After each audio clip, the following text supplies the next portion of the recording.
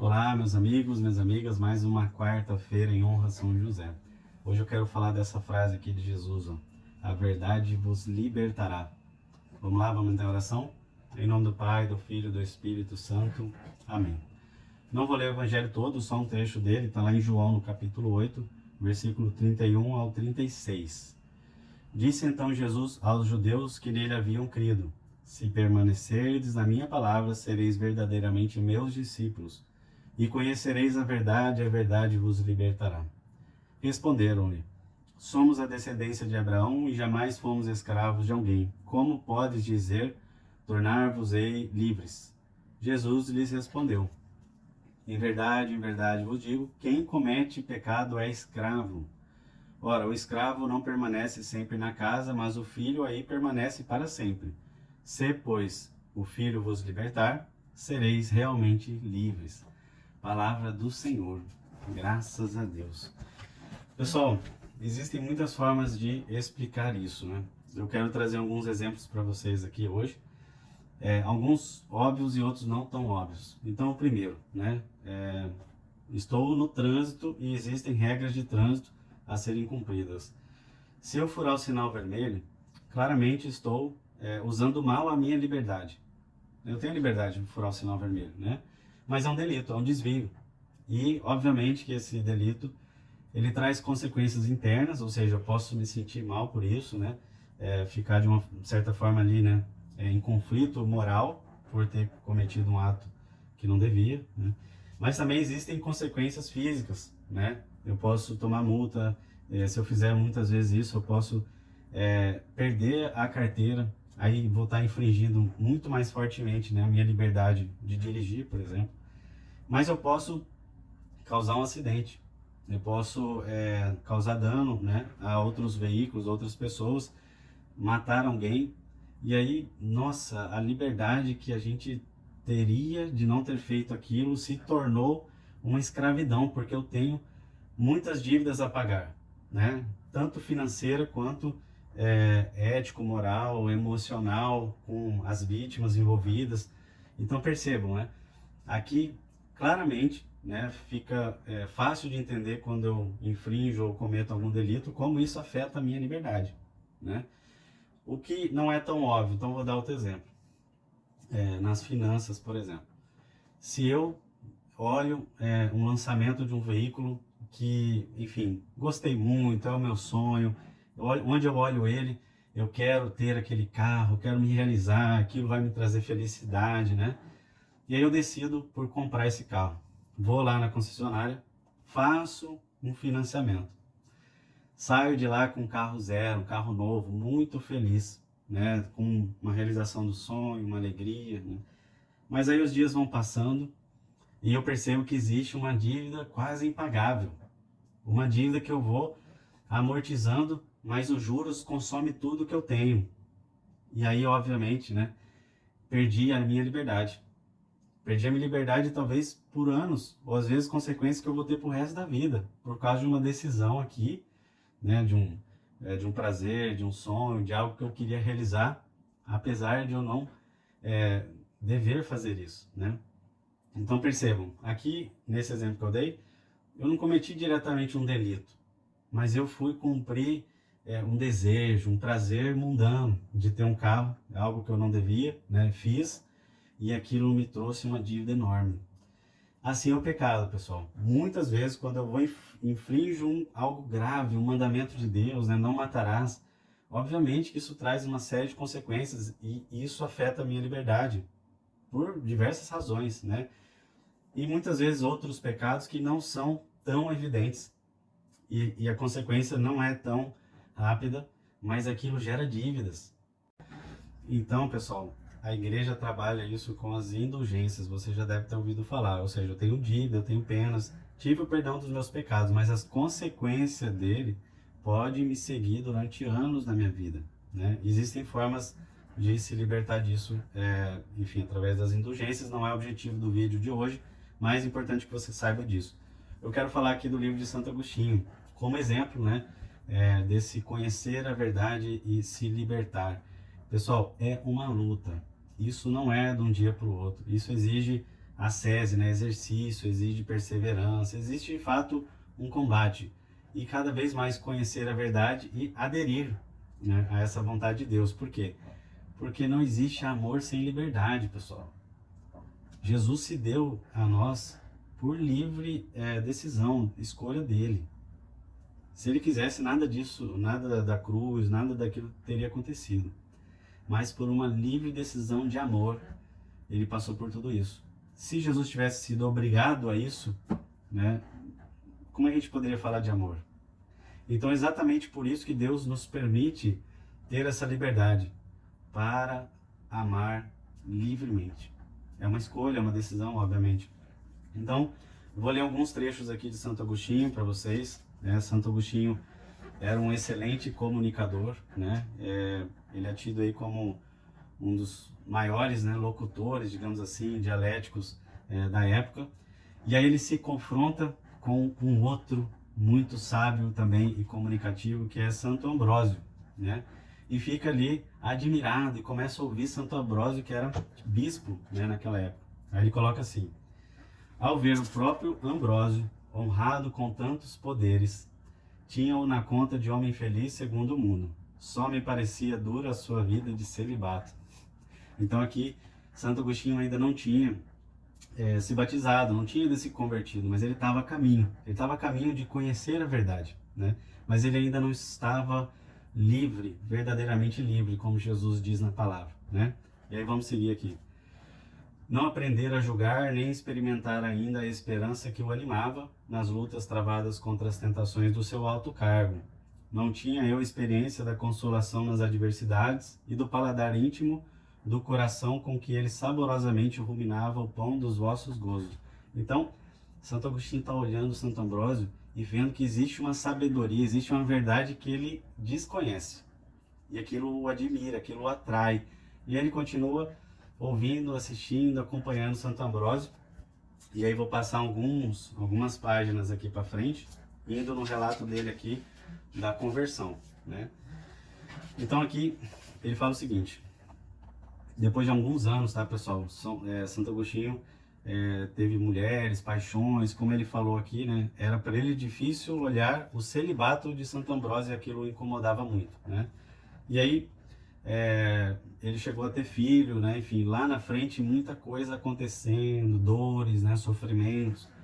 E aí ele conta aqui: quando por uma análise profunda arranquei do mais íntimo toda a minha miséria e a reunião perante a vista do meu coração, levantou-se enorme tempestade que arrastou consigo uma chuva torrencial de lágrimas. Para as derramar todas com seus gemidos, afastei-me de Alíbio. Santo Alíbio também era um bispo, tá, pessoal, que virou um grande amigo de Santo Agostinho. E ele se afasta de Alíbio aqui para ficar mais reservado, né? Porque a solidão se me representava mais acondicionada ao choro. Retirei-me o suficiente para que a sua presença não me pudesse ser pesada. E aí segue aqui, ele diz: retirei-me não sei como para debaixo de uma figueira e larguei as rédeas ao choro. Vamos lá. Prorromperam os rios de lágrimas os meus olhos. Este sacrifício era-vos agradável.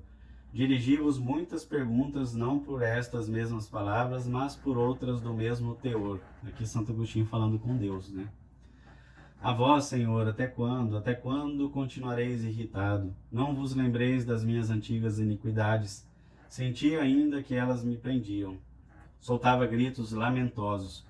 Por quanto tempo andarei a chamar? Amanhã? Amanhã? Por que não há de ser agora? Porque o termo das minhas torpezas não há de vir nesta hora. Olha a súplica, né, de Santo Agostinho. E aí, assim falava e chorava, oprimido pelas mais amarga dor do coração. Eis que de súbito ouço uma voz vinda da casa próxima, não sei se era de menino, se de menina, cantava e repetia frequentes vezes: toma e lê, toma e lê. E aqui ele continuou contando que ele procurou, né, as crianças, procurou de onde vinha esse canto, né, e ele viu que aquilo não era uma canção de criança, né, que criança que canta toma e lê, né. Daí ele percebeu que Deus estava falando com ele, toma e lê. E aí ele lembrou, né, que tinha um livro próximo de Alípio, e aí ele volta. Aí ele diz o seguinte: abalado, voltei aonde Alípio estava sentado, pois eu tinha aí colocado o livro das epístolas dos apóstolos, quando de lá me levantei. Agarrei-o, abri-o e li em silêncio o primeiro capítulo em que pus os olhos. Não caminheis em glutonarias, em embriaguez, e nem em desonestidades e dissoluções, nem em contendas e rixas, mas revesti-vos do Senhor Jesus Cristo, e não procureis a satisfação da carne com seus apetites. Vejam que forte, né, pessoal? Vocês lembram lá atrás, alguns anos antes, né, que Santo Agostinho olhou para Santo Ambrósio e falou assim: me pesa apenas olhar para ele o celibato. Né? Santo Agostinho ainda estava com o vício, né, da paixão da carne, do sexo, das mulheres, né? E isso para ele era um fardo que ele não conseguia se libertar. E aqui exatamente a palavra de Deus falando para ele se libertar dessa satisfação da carne, dos vícios, da embriaguez, enfim. Era a verdade que Santo Agostinho precisava ouvir. Conhecereis a verdade e a verdade vos libertará. E olha como isso libertou Santo Agostinho. Aqui no final ele diz o seguinte: de tal forma me convertestes a vós, que eu já não procurava esposa, nem esperança alguma do século, mas permanecia firme naquela regra de fé em que tantos anos antes me tinhas mostrado a minha mãe. Transformaste a sua tristeza numa alegria muito mais fecunda do que ela desejava, e muito mais querida e casta do que o que a podia esperar dos netos nascidos da minha carne. Ou seja, aqui Santo Agostinho mesmo está falando, né? Que foi muito melhor que o que a própria mãe dele orou, né? E sonhou para ele. Foi uma alegria inexplicável e uma castidade que ele alcançou por ter de fato ali aceitado, conhecido a verdade e se libertado disso, né? Pessoal, como isso é forte, né? Aí passa aqui algumas páginas, ele é batizado e a mãe dele morre. Uma coisa muito linda. Santa Mônica, né? Que orou tanto pela conversão de Santo Agostinho durante décadas, e ela viu aquilo acontecer com seus olhos, e quando aquilo aconteceu, parece que a missão dela tinha terminado e ela foi para o céu. Santa Mônica, rogai por nós, né? E Santo Agostinho também, rogai por nós. Então, pessoal, como a verdadeira liberdade, é necessário a gente conhecer a verdade de Deus, que é Jesus, né? E passar por esse caminho da confissão. Não existe, pessoal, se libertar e não se confessar. Nós vamos nos confessar muitas vezes, porque a cada vez que nós vamos dando o passo de conhecer a verdade, há algo a ser liberto. E a gente faz isso com a confissão e depois a comunhão na Eucaristia com Jesus. Amém? Vamos para São José. São José, a gente pode dizer que, de certa forma, quando a verdade, né, de Maria chegou para ele, ele conhecia parte da verdade, né? E ele teve uma angústia muito grande. Por quê? Porque nessa verdade que ele conheceu, Maria, né, com o Verbo encarnado, virgem, né, tinha que trazer Jesus ao mundo, né? Ok.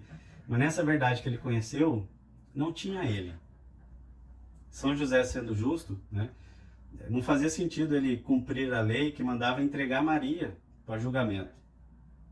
Também não fazia sentido na cabeça dele, sendo justo, né, assumir um filho que não era dele. Então, qual a única saída que São José encontrou?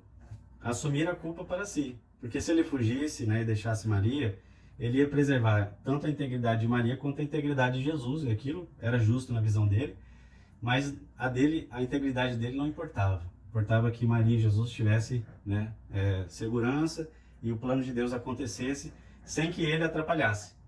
Né? Então São José quis sair de cena. Até que o anjo dá a conhecer toda a verdade a São José. E isso o liberta daquela angústia que ele sentia em ter que deixar Maria em segredo. Olha só, pessoal, como a palavra de Jesus se cumpre em todos os lugares. Conhecereis a verdade e a verdade vos libertará. E aí, obviamente, São José, né, recebeu e deu o nome de Jesus conforme o anjo lhe pediu, assumindo a paternidade de Jesus publicamente. Amém? Vamos fazer um memorário a São José.